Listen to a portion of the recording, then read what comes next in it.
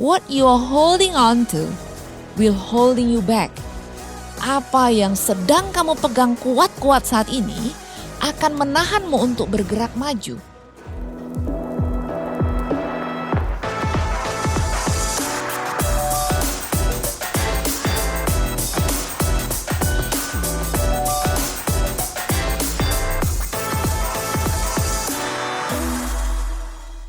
Happy New Year guys! Gimana nih liburannya? Seru nggak? Atau ada yang nggak kemana-mana nih? Nggak apa-apa. Yang penting kita bisa tetap kumpul bareng keluarga kita ya. Dan yang pasti lagi, kita udah serahin resolusi kita di tahun ini kepada Tuhan. Karena kita percaya, the best is yet to come. Anyway, minggu ini udah pada mulai masuk sekolah lagi ya. Semangat ya jalanin semester yang baru ini, kalian pasti bisa. Nah, gue juga mau ngajakin kalian buat join ibadah onsite gereja kita setiap hari Minggu di Pasir Koja 58 jam 8.30 dan jam 10 pagi. Atau di Bandung Utara dan Kopo di jam 9 pagi. Datang ya guys, see you there! Sekarang waktunya kita memberikan persembahan bagi Tuhan. Kalian bisa transfer melalui nomor rekening berikut ini atau scan QR Code yang ada di layar kalian. Selamat memberi!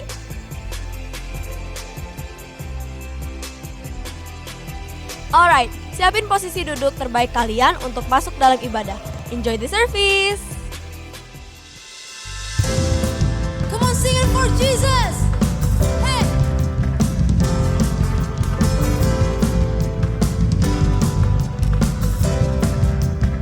You say, whatever comes, whatever goes, there is one thing that I know. You are faithful.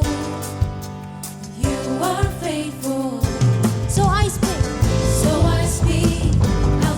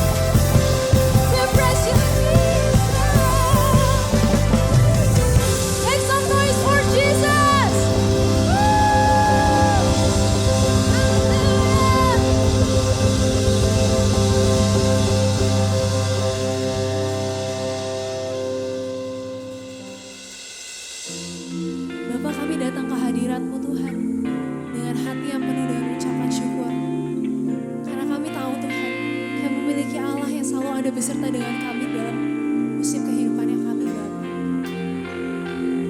Dan inilah ungkapan hatinya kami untukmu, Tuhan.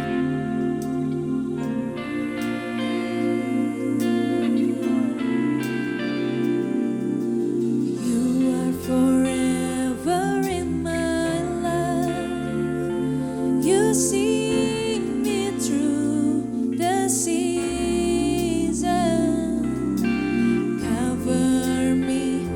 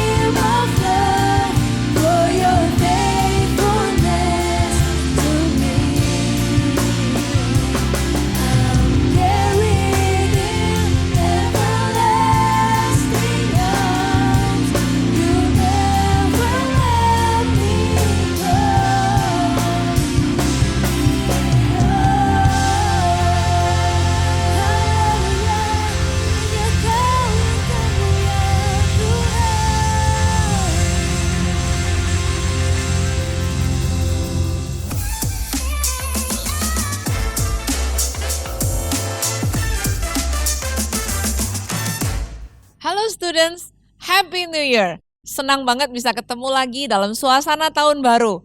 Kita baru melewati beberapa hari tahun 2023 dan kita yakin Tuhan yang setia kepada kita semua di tahun yang lalu, Dia juga Tuhan yang sama yang akan setia menemani kita di tahun yang baru ini. Selamat datang untuk kamu yang baru pertama kali bergabung dalam ibadah ini. Dan jika kamu mau bergabung dalam komunitas kita, nanti kamu bisa scan QR Code untuk kamu dapat diarahkan kepada teman-teman yang sepantaran dengan kamu. Karena setiap kita perlu teman-teman yang bisa dipercaya untuk bisa saling mendukung dalam bertumbuh bersama. Kamu nggak perlu ragu karena ada kakak-kakak pembina yang akan membantu kalian dalam small group. Pastikan kamu ada di tempat yang nyaman buat kamu beribadah hari ini. Saya yakin Tuhan mau sampaikan satu pesan khusus buat kamu hari ini. Mari kita berdoa. Tuhan Yesus, kami mengucap syukur Tuhan untuk tahun yang baru ini. Engkau Allah yang setia, yang menyertai setiap kami. Saat ini Tuhan kami minta biar Roh Kudus-Mu menerangi hati dan pikiran kami. Roh Kudus yang ada di tempat ini, Roh Kudus yang sama juga yang ada di tempat di mana anak-anak-Mu berada hari ini, berbicara bagi setiap kami. Bukakan mata hati dan pikiran kami. Engkau sendiri yang memperkenalkan diri-Mu dan membuat kami mengerti, memahami firman-Mu untuk kami bisa melakukan setiap kehendak Allah dalam kehidupan kami. Hanya di dalam nama Yesus kami berdoa dan mengucap syukur. Amin. Monyet adalah binatang yang lincah, pemburu agak sulit untuk menangkapnya hidup-hidup. Tetapi ada satu penduduk desa di Afrika, mereka bisa menangkap monyet hidup-hidup. Yaitu dengan memanfaatkan sifat jelek dari si monyet. Boleh dikatakan itu adalah teknik berburu monyet yang paling ramah lingkungan. Si pemburu bisa menangkap monyet dalam keadaan hidup tanpa harus menggunakan senjata seperti senapan ataupun dengan obat bius. Cara menangkapnya pun sangat sederhana. Pemburu hanya menggunakan toples yang berleher panjang dan sempit.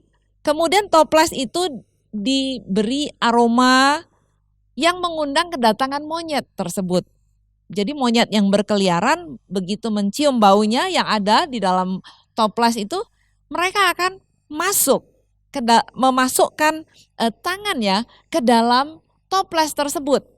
Dan kalau udah masuk tangannya, dia ingin mengambil apa yang ada di dalam toples. Monyet-monyet itu tertarik dengan aroma yang keluar dari toples, sementara mereka mengamat-amatinya lalu memasukkan tangannya dan mengambil barang yang ada di dalam toples. Tetapi karena genggaman mereka nggak bisa melepaskan tangannya, melepaskan dirinya dari toples tersebut.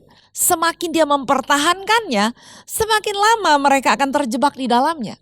Toples yang berat untuk diangkat itu membuat monyet tidak dapat untuk pergi kemana-mana, tetapi tinggal ditangkap begitu saja, dikerangkeng oleh pemburu dengan sangat amat mudah.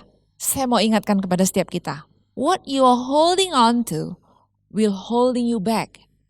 Apa yang sedang kamu pegang kuat-kuat saat ini akan menahanmu untuk bergerak maju.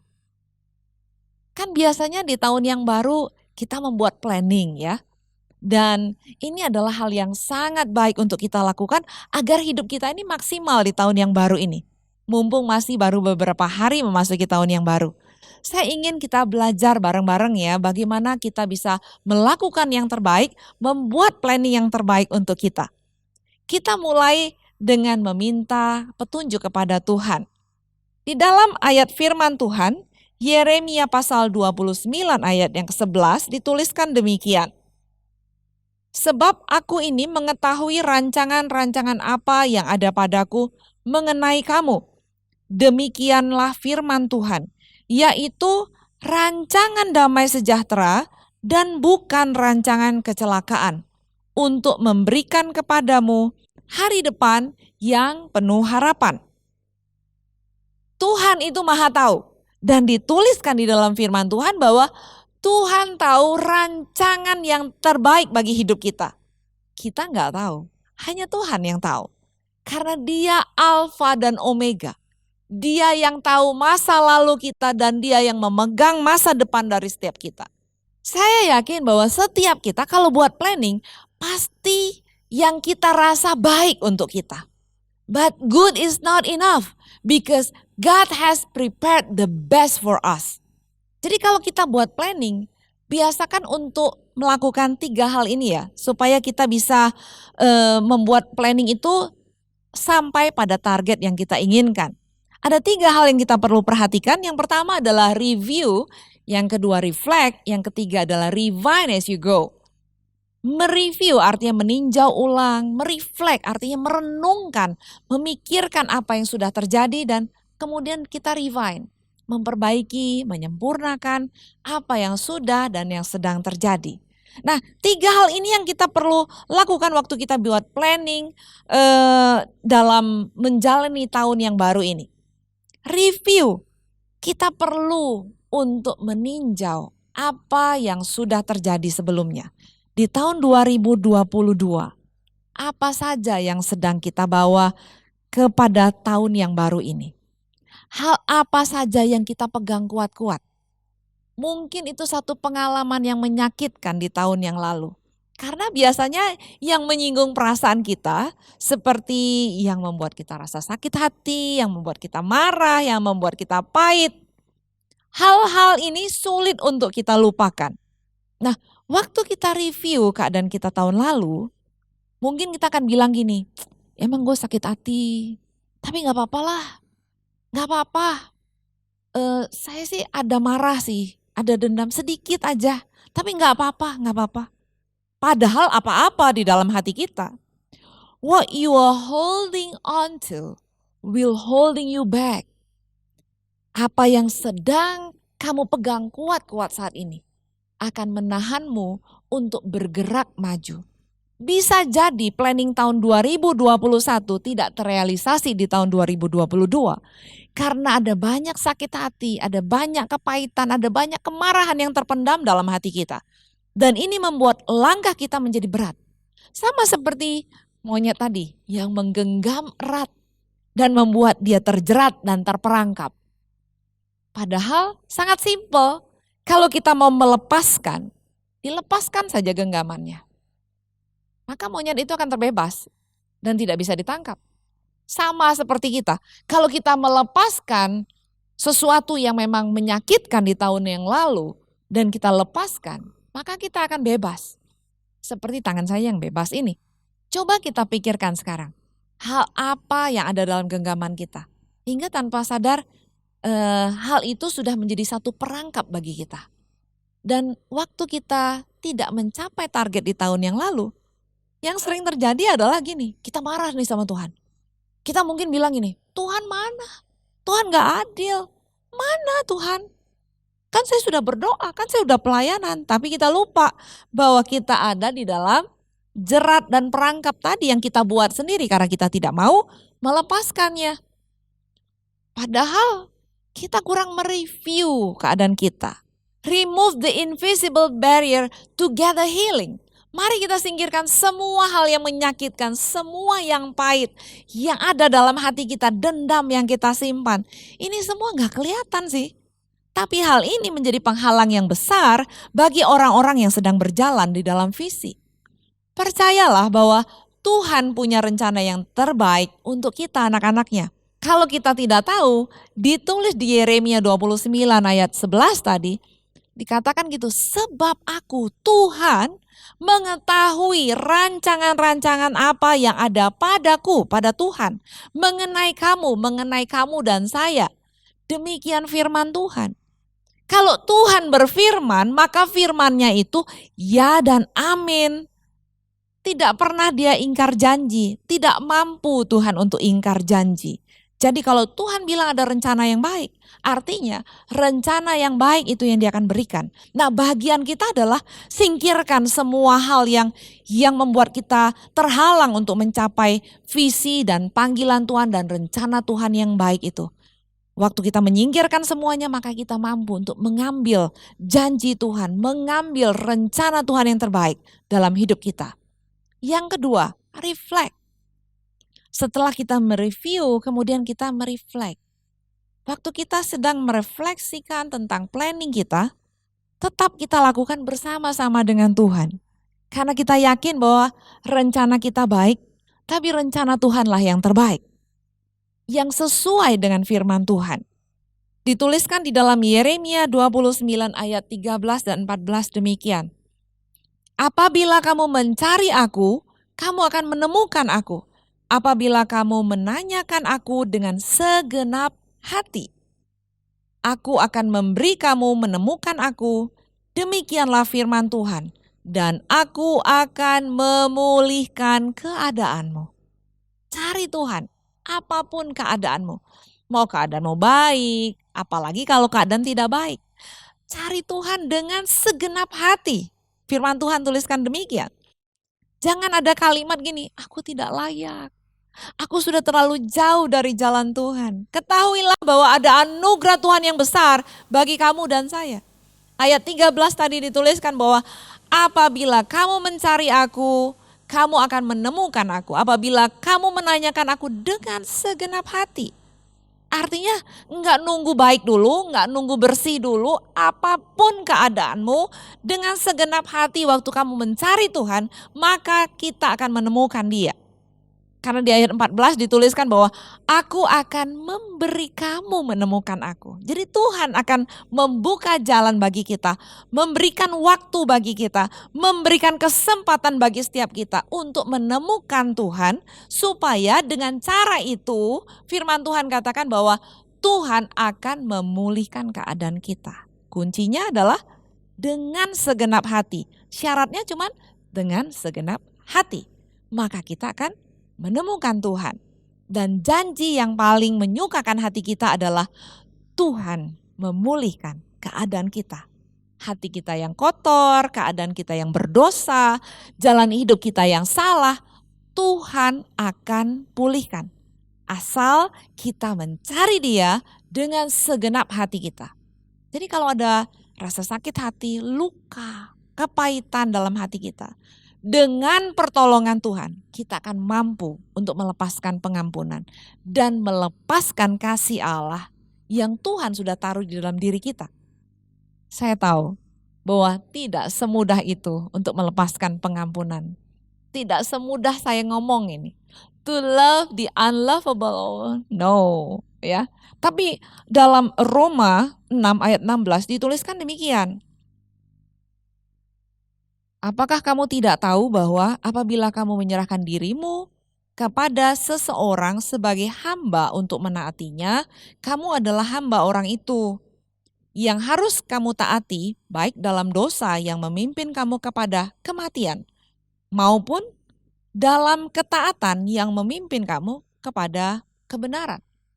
Nah waktu kita nggak mau mengampuni, kita bilang aduh sayang nggak mau mengampuni, itu sama kayak kita tadi menggenggam sesuatu.